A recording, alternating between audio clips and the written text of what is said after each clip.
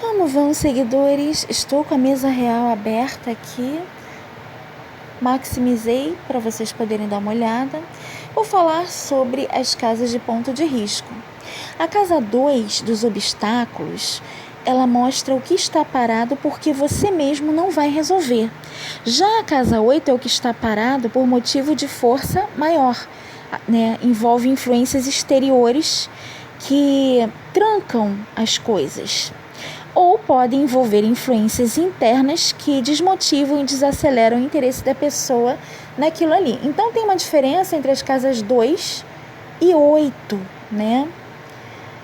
A casa 2 é o que está parado porque você mesmo não vai resolver. São aquelas pendências que a pessoa vai deixando passar, vai acumulando, né? E a casa 8, ela vai mostrar o que está parado por motivos externos ou internos, pessoais, né? Desmotivação da própria pessoa mesmo, mas é uma coisa crônica, uma coisa mais puxada, né? A casa 8, ela é bem mais puxada. Então, tem essas diferenças. A casa 6, ela tem a ver com imprevistos negativos. São os imprevistos negativos que desencadeiam crises. E a casa 11 já são crises mais pesadas, né? São conflitos com opositores que geram crises mais fortes e podem desencadear brigas físicas. Tem a diferença aí entre as casas dentro do campo de visão do ensino independente. Esse é o material do ensino independente que eu estou passando para vocês. Dentro do meu campo de visão, as casas de ponto de risco, seguindo aí a minha sequência de significados desenvolvidos para o material aqui.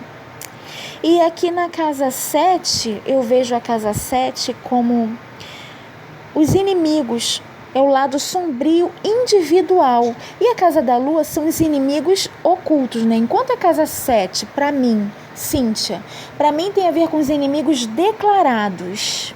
Aqueles que colocam a cara, o nome, né? Fazem questão de mostrar, ei, tô aqui, sou eu, né? São os inimigos declarados e mostram o lado sombrio individual. Já a casa da lua, 32, ela vai mostrar os inimigos ocultos e o lado sombrio coletivo, tá? A lua tem sempre gente aí acompanhando, influenciando o outro por trás dos bastidores, tá? Já a serpente não, a serpente ela é destemida, corajosa, ela não precisa de terceiros para ser motivada a agir, a ter um impulso de se manifestar, de demonstrar o que está sentindo, pensando, de botar a cara. A serpente não tem medo. Agora, a lua tem, e ela precisa também de motivação, né?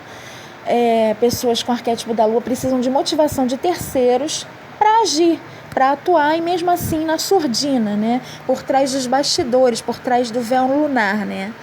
Então, a lua são os inimigos ocultos, não declarados, porque temem, e tem também aí aquele lado, assim, do lado sombrio coletivo, né? Pessoas que vão agindo por trás. Então, esse é o material do ensino independente que eu estou passando aqui para vocês em primeira mão do meu livro. Bom, vamos passando agora para a casa 10. Casa 10 é uma casa de ponto de risco, por quê? Eu vejo mais assim, a foice como suspensão, cancelamento, que desencadeia privações e limitações na vida do indivíduo em determinado setor. Aqui no caso caiu o navio, né? Então seria suspensão e cancelamento de alguma viagem, algo envolvendo esses interesses aí para fora. Então, a foice como carta de ponto de risco tem a ver com suspensão e cancelamento que desencadeia privações e limitações. Passando agora para os pássaros, né? A casa 12 dos pássaros. Por que eu vejo os pássaros como ponto de risco? Porque pássaros, para mim, tem a ver com pessoas que influenciam decisões e ações de terceiros. Poxa, tem alguém influenciando aquela pessoa ali em relação a mim, mas quem é? Aí eu vou lá na casa dos pássaros para ver se a pessoa está sendo influenciada, e quem é que está influenciando as decisões e ações.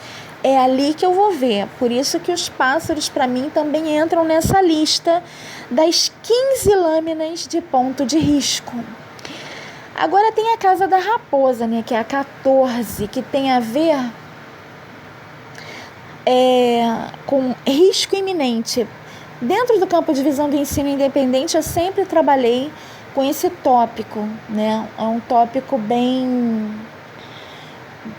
restrito em relação a tudo que pode acontecer em relação a crimes, em relação a coisas ilícitas, porque ao invés de você colocar aqueles tópicos todos na casa da raposa, crimes, atos ilícitos, traição, etc., eu coloquei só risco iminente, envolvendo isso tudo aí. O que aparecer ali vai mostrar do que se trata. Então, a casa da raposa tem a ver com risco iminente, mas já englobando isso tudo, numa tacada só. Aí, dependendo do que cair ali, você já dá uma olhadinha e define a interpretação. Casa 15. Casa 15, para mim, tem a ver com os adversários e adversidades que trazem perigos e ameaças mais sérios. Não é qualquer coisa boba, não, tá? A casa 15 é pesada. Não é qualquer coisa. Então, toma cuidado, porque os conflitos são sérios na casa 15. As casas 11 e 15, você tem que ficar bem atento, que essas são as casas mais pesadas, né? Casa 19. A casa 19, ela pode ter a ver com internação, cativeiro, detenção. Inclusive, quando a cruz cai com a torre, eu vejo uma igreja católica cristã, e quando a torre cai com a cruz, eu vejo um hospital. Agora, em casos assim de torre com montanha, eu já vejo detenção, prisão, né? Então, eu vou vendo assim de acordo com as caídas, o rato com a torre, cativeiro, enfim. Na 21, a casa 21 tem a ver com ponto de risco para mim, porque na minha formação de ideias, a montanha, ela pode se tratar de uma aglomeração de multidões que se transformam em um gigante contra você. Sabe quando vai juntando aquele enxame de abelha? Então, a montanha tem a ver com isso. Inclusive, eu já falei aqui no vídeo sobre isso, né? Esse material aí do ensino independente sobre a montanha, nos vídeos anteriores. A casa 23 tem a ver com forças contrárias, tanto do plano físico como do plano espiritual contra você. Ou seja, são pessoas e situações que se juntam, aquela panelinha que forma uma força só, se juntando com pensamento, sentimento, intenção e ação negativa contra você para estourar em cima de você, pessoas que torcem contra os seus interesses, os seus objetivos, os seus sonhos, os seus planos. Então a casa 23 também é uma casa bem pesada, tá? A casa 32, eu já falei sobre a 32, né? A 27 tem a ver com notícia bomba, dados pessoais, descobertas e revelações. Casa 36, para mim, tem a ver com vítimas. A casa 36 é a casa da vítima. Eu vejo dessa forma, tá? Eu estou colocando aqui o meu campo de visão pessoal.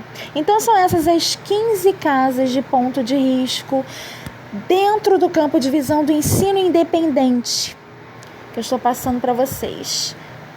Você pode analisar aí, tá? Todas as casas com os tópicos normais e onde as cartas relacionadas aos tópicos de ponto de risco caíram fora de seus domicílios, você já começa a ver ali sobre essa situação, tá? Dos pontos de risco. Por exemplo, o chicote caiu aqui na 11. O chicote, como ponto de risco, né? Ele influencia conflitos com opositores que geram crises mais fortes e podem desencadear brigas físicas. O urso caiu aqui na 8. Então, ele caiu na casa do caixão. Ele está trancado aí na casa do caixão, no caso. Então, está derrubado, ele está impotente. Então, todos os assuntos relacionados ao ponto de risco que envolve o urso, como lâmina de adversário e adversidades que trazem perigos e ameaças mais sérias, estão inoperantes. Não vão se desencadear por agora, tá? Para o trimestre, nessa mesa real aqui. Porque ele caiu direto na casa 8. A montanha, o gigante, caiu aqui na casa 27. E a carta 27 da notícia bomba, ela caiu... Deixa eu ver onde caiu o envelope. O envelope caiu... Ah, tá. O envelope tá logo aqui, ó. O envelope tá aqui na casa 25. Então, você vai fazendo análise, porque essa montanha aqui na casa 27, ela mostra... são pessoas espalhando coisas, informações, espalhando uma coisa que vai tomando uma proporção maior fora de controle, sai do controle em relação a boatos, fake news, coisas que vão se espalhando, se estendendo, né? E vai saindo de controle. Então, eu não estou aqui hoje para interpretar as cartas, eu estou aqui para fazer uma demonstração apenas, né?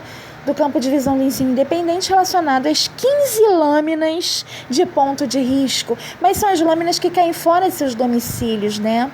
Interessante que quando você vai analisar isso aí, dá uma diferença imensa na tua leitura de jogo, porque você passa a abrir um campo de leitura dentro da mesa a respeito de tudo aquilo que é uma ameaça contra você, tudo aquilo que você pode vir a se deparar dentro do trimestre, né?